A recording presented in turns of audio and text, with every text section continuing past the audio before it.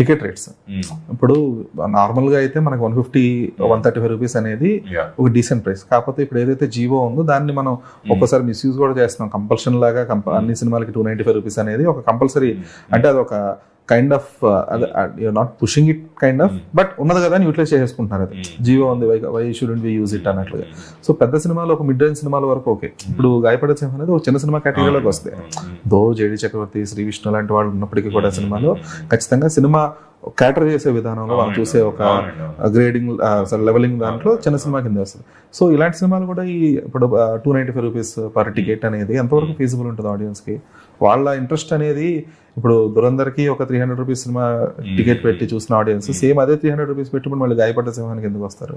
అంటే ticket rates అది ఇంకా మా చేతుల్లో ఉండవు కదా, డిస్ట్రిబ్యూటర్ డిసైడ్ చేస్తాడు. But you are the owner of the film కాబట్టి. అంటే I will tell you very honestly, మేము సినిమా తయారు చేసిన తర్వాత అది ఒక వంట అనమాట. అది చేసిన తర్వాత మేము డైరెక్ట్ గా సర్వీస్ చేయట్లేదు అనమాట. ఇది 100 రూపాయలు తీసుకోండి, 200 రూపాయలు తీసుకోండి అని మేము డిసైడ్ చేయట్లే. ఇక్కడ మా పర్సనల్ పర్స్పెక్టివ్ లో చూస్తే మేము ఇప్పుడు ఎస్విసితో టైఅప్ అయ్యాం. ఇప్పుడు అక్కడ డిస్ట్రిబ్యూటర్ డిసైడ్ చేస్తాడు దీన్ని ఎలాగా ల్యాండ్ చేయాలి అనేది.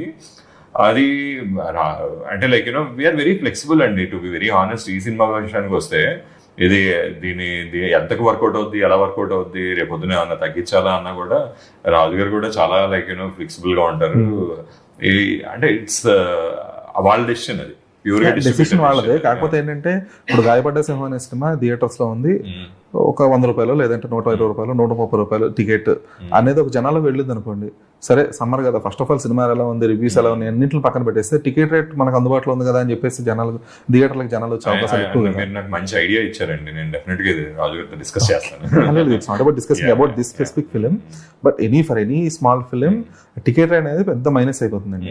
ఇప్పుడు ఏమవుతుందంటే ఇందాక చెప్పిన ఎగ్జాంపుల్, నేను దురందర్కి 300 రూపాయలు పెట్టి గాయపడ్డ సింహానికి 300 రూపాయలు ఎందుకు పెట్టాలి అని ఒక కైండ్ ఆఫ్ ఒక పర్స్పెక్టివ్ వచ్చినప్పుడు ఆడియన్స్ కి ఖచ్చితంగా ఓకే, ఇప్పుడు నేను ఒక 4 తీసుకుని వెళ్ళాలి, 300 into 4 1200 ప్లస్ మళ్ళీ అక్కడ పాప్కార్న్ అవుతుంది.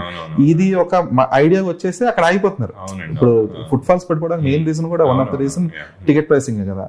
సో అక్కడ విషయంలో న్యూ జన్ ప్రొడ్యూసర్స్ కాబట్టి ఇప్పుడు కొన్ని ఫిల్మ్స్ కి పీపుల్ ఆర్ బీన్ ట్రైయింగ్. ఇప్పుడు ఈటీవీ రీసెంట్ గా పాపం ప్రతాప్ అనే సినిమా కానీ, లేదంటే అంతకుముందు రాజు వెట్స్ రాంబాయి ఇలాంటి కైండ్ ఆఫ్ సినిమాకి 99 రూపీస్ లేదంటే 1 or 2 రూపీస్ ఏదైతే మాక్సిమం పాసిబుల్ ఉందో దే పుష్ట్ ఇట్. అది హెల్ప్ అయింది కూడా. రాజు వెట్స్ రాంబాయి అనే సినిమా ఓన్లీ బికాస్ అంటే కంటెంట్ తో పాటుగా ఆ 99 రూపీస్ టికెట్ అనేది పెట్టడం వల్లే దానికి ఎక్కువ మంది జనాలు ఫుట్ ఫాల్స్ వచ్చాయి. అంటే అదే ఇప్పుడు అలాంటివి ఫ్లెక్సిబుల్ గానే ఉన్నామండి. అంటే లైక్ రేపు చూసి సిచ్యువేషన్